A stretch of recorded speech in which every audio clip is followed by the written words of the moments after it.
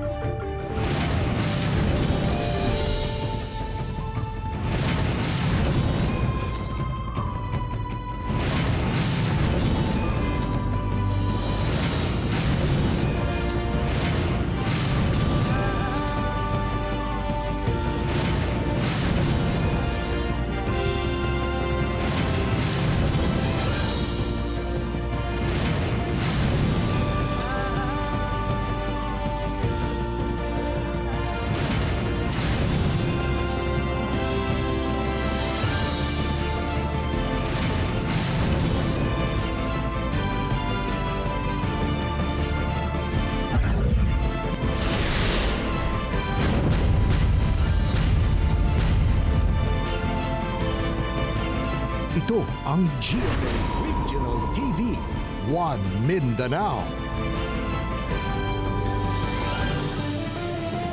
Mayong hapon, Mindanao! Kini ang GMA Regional TV 1 Mindanao. Hatod namo ang pinakadagko ug pinakaulahing balita sa Mindanao.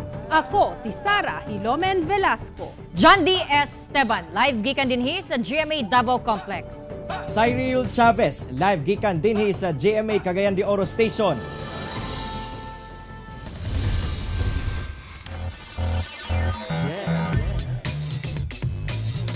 Excited na si Olympic gold medalist Hidilyn Diaz sa iyang pag-uli sa Pilipinas.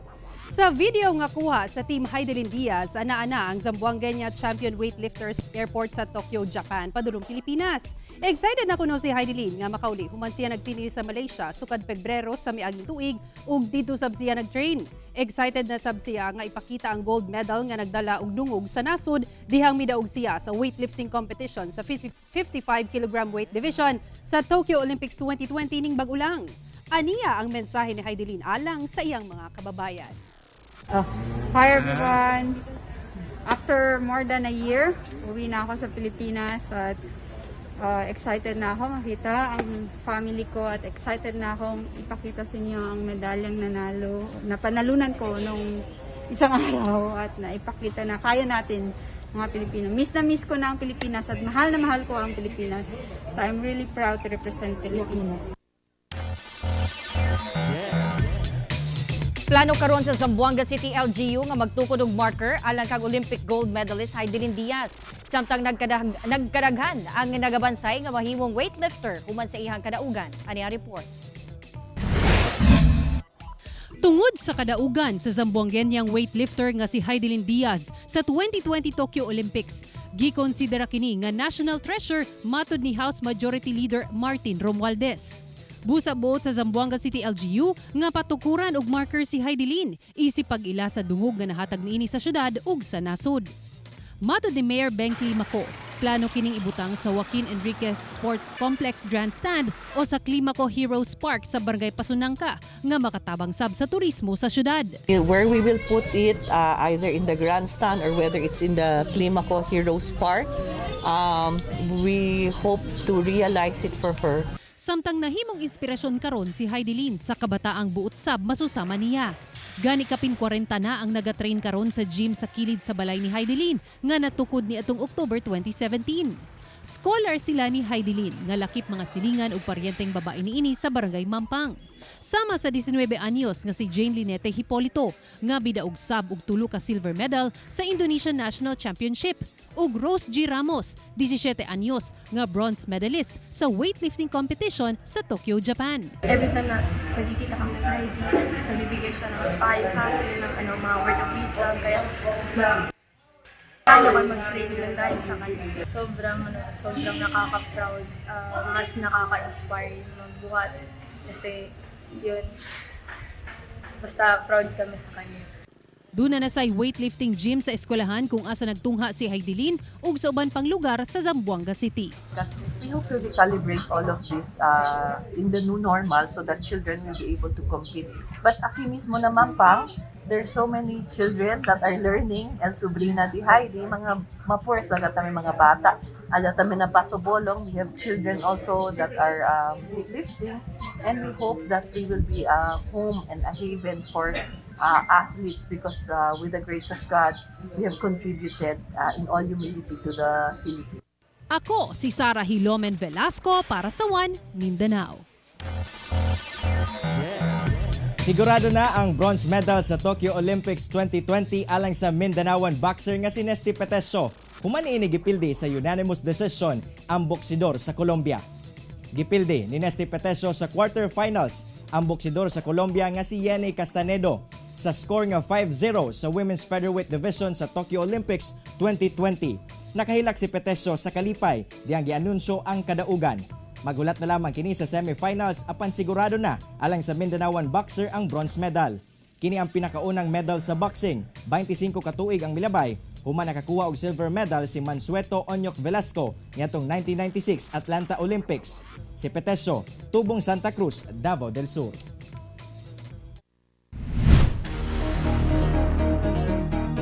Trese ka overseas Filipino workers nga na-repatriate pinaagi sa direct flight padulong Davao City ang nagpositibo sa COVID-19. Ane report. Base sa ordinansa sa Davao City, kalabot sa mandatory testing sa mga mubiyahe padulong sa syudad, pinaagi sa Davao International Airport. Kinahanglan, dunay negative RT-PCR test result ang mga pasahero. Apan kinahanglan gihapon sila nga maswab pagbalik 7 ka adlaw human sa ilang arrival date. Sa test result, gamigula ning baguhay lang sa mga repatriated OFW nga sakay sa sweeper flight padulong Davao City. 13 ang nagpositibo sa COVID-19, sumala sa Overseas Workers Welfare Administration kon OWA Region 11. Sa maong ihap, 3 ang gikan Dhaka, Bangladesh nga naabot ni adtong July 15, samtang 10 gikan Dubai, United Arab Emirates ni adtong July 18. Kada iya ang ilang residents sa Luzon, Visayas, Mindanao. Mapabilin sila diri para sa ilahang treatment o kinahanglan ng treatment or hospitalization. Ang mga COVID-19 positive dunay asymptomatic, mild case o pipila ang nanginahanglan og medical care. Balhin na sila sa designated nilang TTMF for OFWs who will turn positive gikan sa mga repatriation flight. Wala pag-iingon kung duna ba'y nataptan og Delta variant sa mga nagpositibo. Labi pa nga dunay kaso sa maong variant sa usa sa mga lugar nga gigikanan sa mga repatriated OFW. Hinuon nagpadayon ang contact tracing, labi na ngadto sa mga nakatapad sa mga pasyente sa eroplano. Ako si John D. Esteban para sa One Mindanao. Gikumpirma sa Department of Health Davao Region nga dunay 2 ka kaso sa rehiyon nga naturukan og managlahing brand ato sa first ug second dose. Daan nang ginaingon sa DOH nga kung unsay brand nga naturok sa first dose, mausay iturok sa second dose. Apan dunay 2 ka kaso sa Davao Region nga managlahing brand sa bakuna ang naturok sa una ug ikaduhang dose. Wala pa gisulti kung asa nga lugar nahitabo ang maong mga kaso ug kung unsa nga brand sa bakuna. Ginaimbestigahan na kuno kini sa DOH 11 ug sumala pa nga nasipyat kuno ang healthcare worker rason nga dili mao nga bakuna ang naturok sa second dose. Ginapanid-an na sa DOH 11 ang duha kung makasinati kini og adverse effect following immunization. Ang rason sa staff na mislook niya. So ang atong gihimo karon kinahanglan sa vaccination site mag-submit gyud sila incident report. Dili gyud nato ni tugutan apan mahitabo naman ni siya no mo nang naagi siya incident report.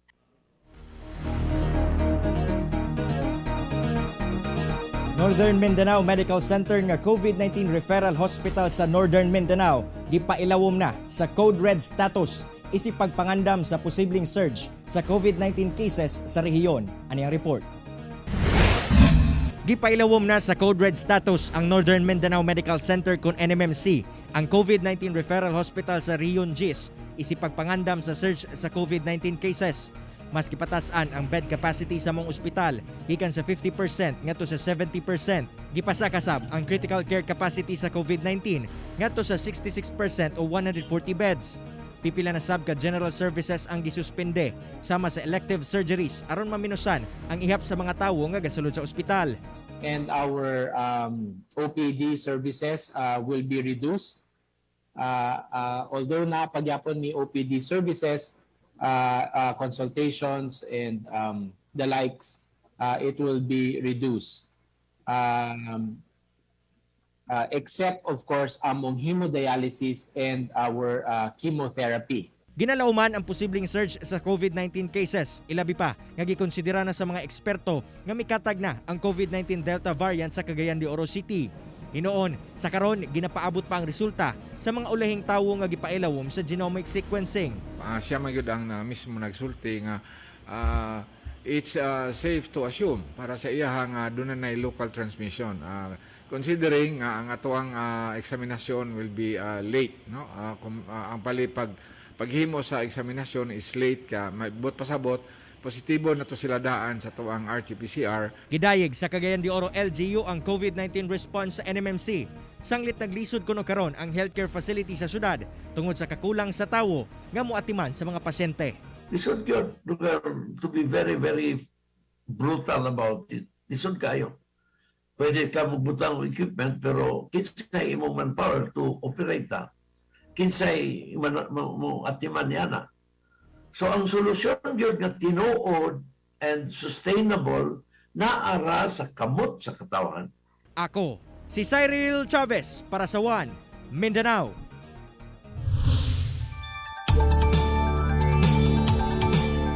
Magpabilin ang init nga panahon sa Mindanao sa mga musunod nga adlaw sumala sa pag-asa. Gani ang El Salvador City sa Misamis Oriental mitala og labing taas nga temperatura karong bulan sa Hulyo. Ang detalye sa report ni Ethel Ipanag.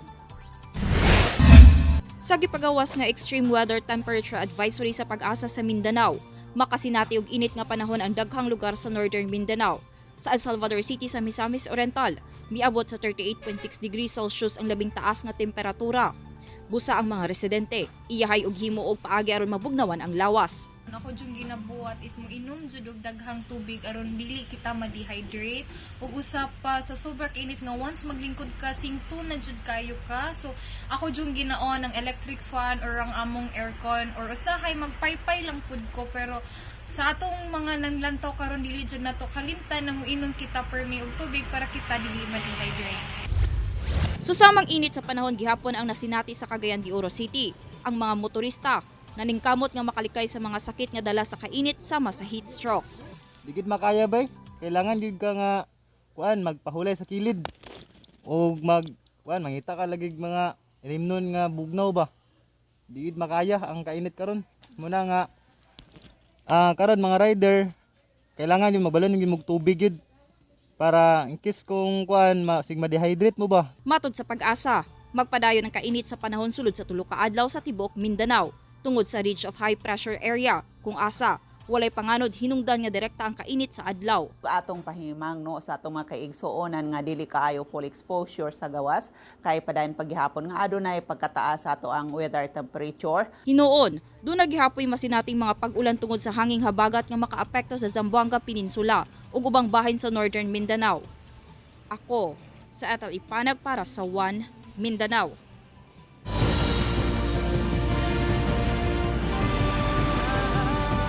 Ito ang GMA Regional TV, One Mindanao.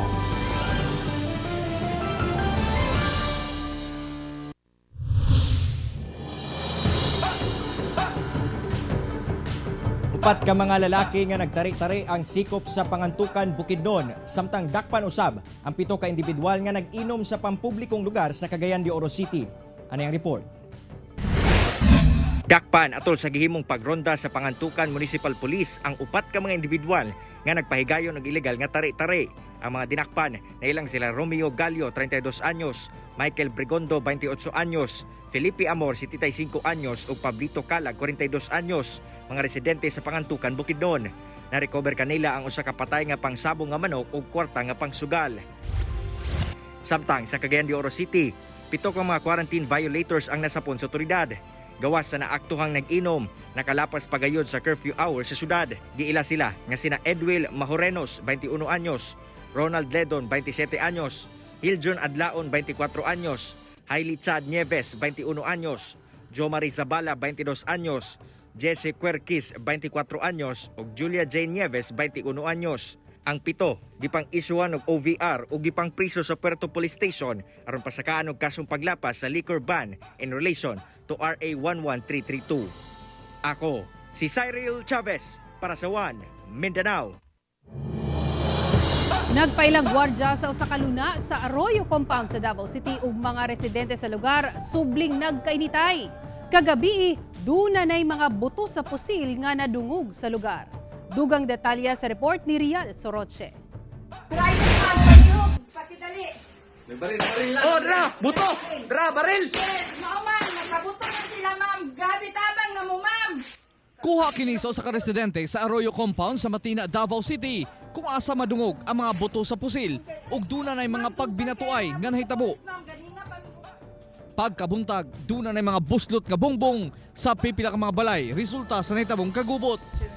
Pampusil nila among mga residente, duha ka buk na igo. Pistilo. Oh, naa dito dili pa malakaw kay gabuntag ang taon to kuan kay nang hire man sila og tao sa taga-Agdaw. Karon nagbada po sila ganiha nga alas 8 karon sa gabi balik po sila ang taga Boulevard na po ilang hire nga mga guns. Nagbarikada na usab sila kay dili unay lapasudlan og heavy equipment ang lugar kay daghan na kuno ang nadanyos sama sa linya sa tubig ug mga balay sa mga wala nagboluntaryong mihawa sa lugar. Ano magbarikada mo, ma'am? Para di sila makasulod kay dili man sila motuo sa amo og dili man butangan og brigada banang kural tapos ila man gyapon panggubon sir. Wala na nagpa-interview ang mga gwardya pero sa among pakighinabi kanila sila kuno ang giatake. Kompleto usab kuno sila sa permit sa ilang ginahimo nga pag-develop sa lugar. Ang kapulisan may pasaling nga bantayan ang lugar aron dili na masubli ang kagubot nga Hulyo sa miaging tuig pa nagsugod. Mamahimong manawag dayon sila sa kapulisan kung nanginahanglan sila og police assistance aron mapatagaan dayon natog appropriate action. Naapod tay mga beat patrollers nga sigurohon nga malinawon ang tibuok area. Kauban si Liwar Kahis sa kamera. Ako si Rial Soroche para sa One Mindanao. Patay ang usa ka driver human na kurentehan dihang nasabit sa linya sa kurente ang dump box sa gimarehong dump truck. Ani ang report ni Argil Relator.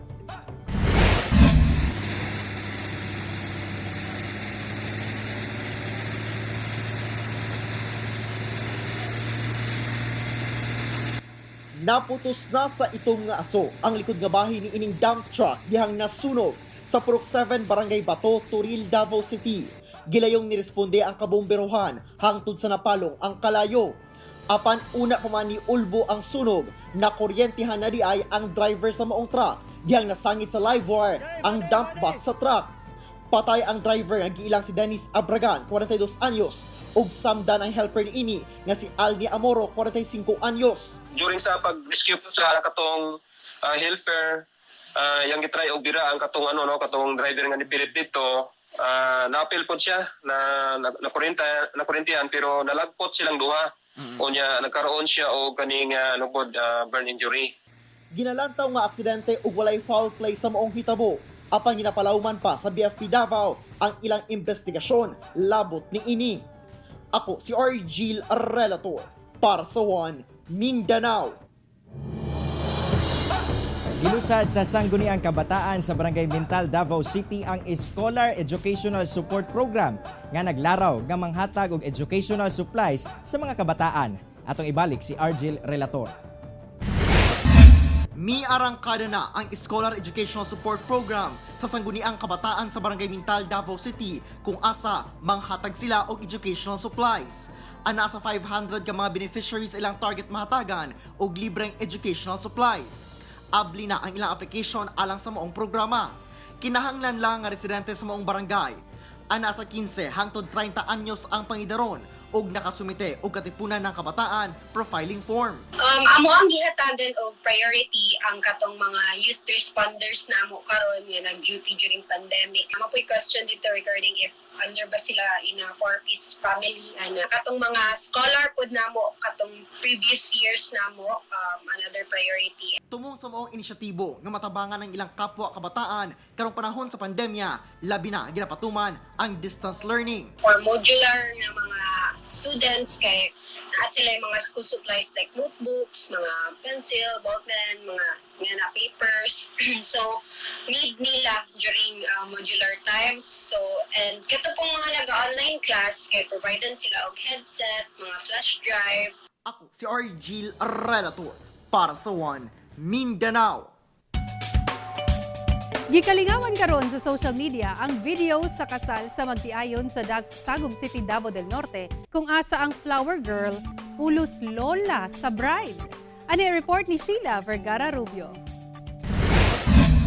Nahimong mas sadya ug mas espesyal ang usa ka kasal sa Tagum City, Davao del Norte kini tungod sa sorpresa sa bride nga ang iyang duha ka lola ang mahimong mga flower girls.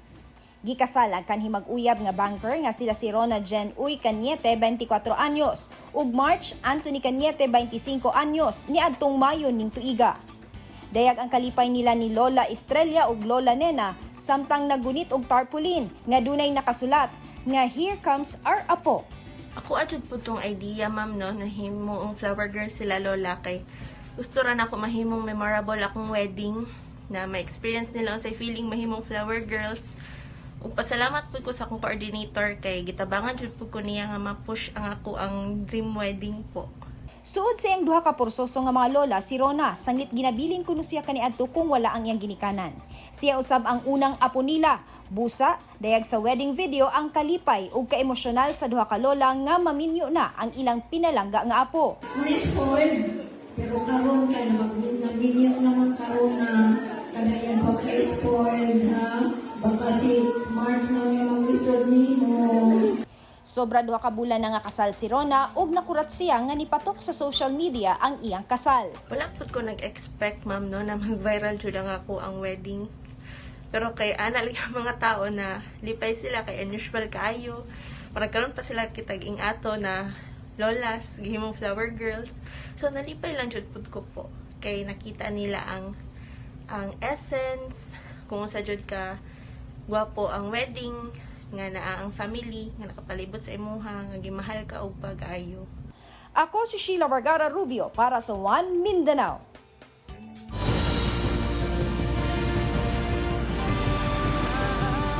Ito ang GMA Regional TV, One Mindanao.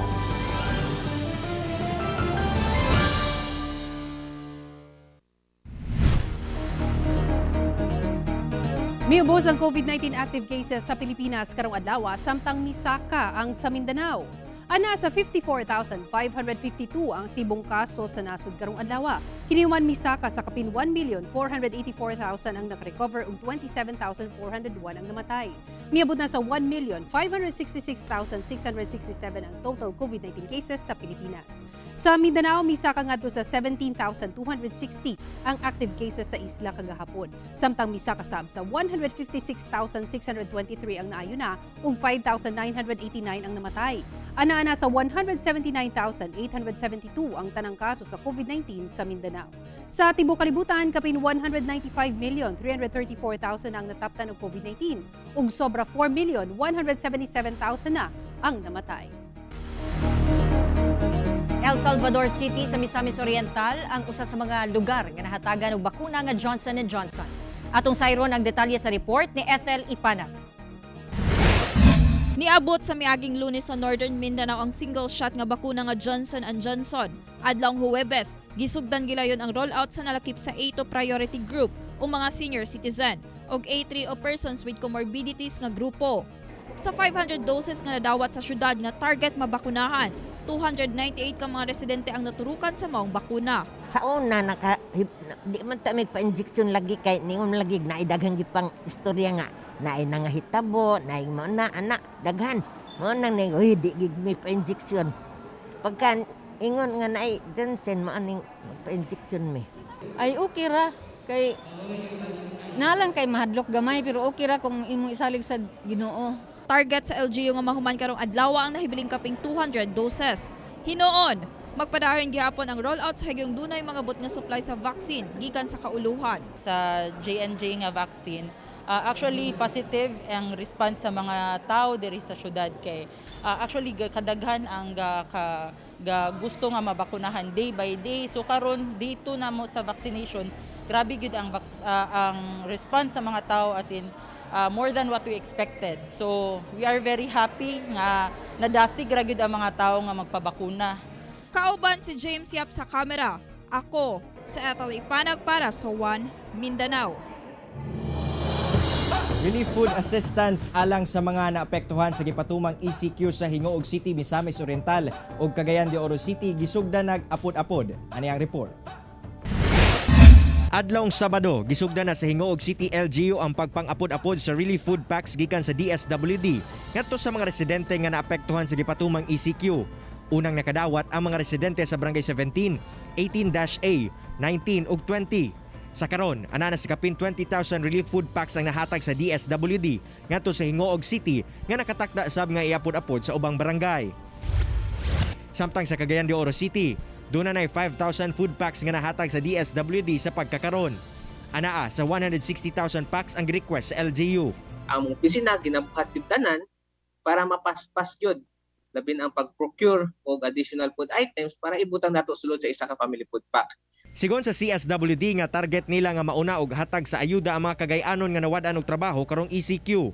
Sunod ang mga pamilya nga galisod sama sa informal settlers.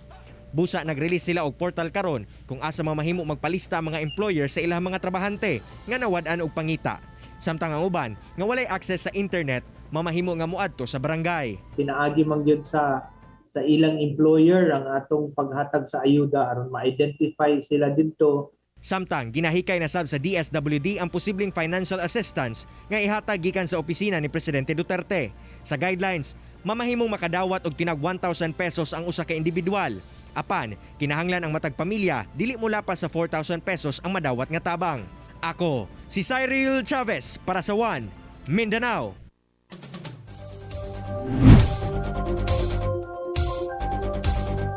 Usa ka Eco Adventure Park nga ginadayo karon sa Alamada, Cotabato Province. Ato kining suruyon, pinaagi sa report ni Rial Soroche.